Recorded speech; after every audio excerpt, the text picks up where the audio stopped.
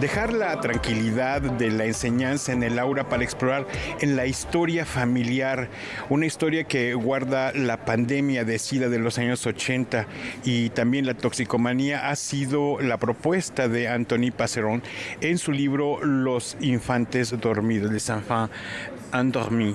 Merci beaucoup Anthony pour cette... racontez-nous s'il vous plaît l'histoire de votre famille dans cet endroit des années 80. Oui, je viens d'une famille de petits commerçants dans un village dans les Alpes françaises. Et au tournant des années 80, le frère aîné de mon père va tomber dans la toxicomanie. Et à travers cette toxicomanie, qui était déjà une honte pour cette famille de petits notables, il va contracter un virus inconnu.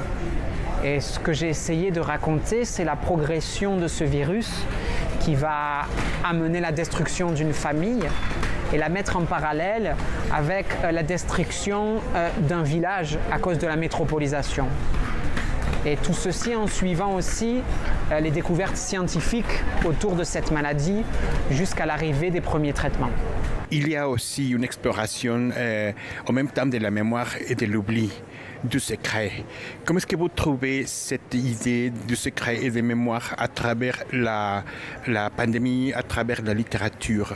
Ce qui m'a intéressé, c'est que j'ai grandi dans une famille qui n'a produit que du silence autour de cette tragédie. Et je me suis dit que le silence était un autre symptôme du virus. Pas un symptôme biologique, mais un symptôme social. Et qu'on n'a pas pu sauver les membres de ma famille parce que les traitements n'existaient pas encore, mais que peut-être ma famille pouvait-elle être encore sauvée des symptômes sociaux du virus. Et que pour cela, il appartenait à ma génération de briser ce silence.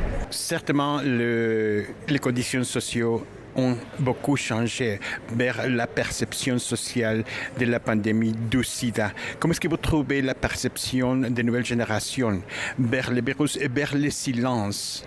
C'est très particulier parce qu'aujourd'hui, notamment en France, du fait des traitements, le sida est une maladie qui fait moins peur. Et qu'il n'y a plus de...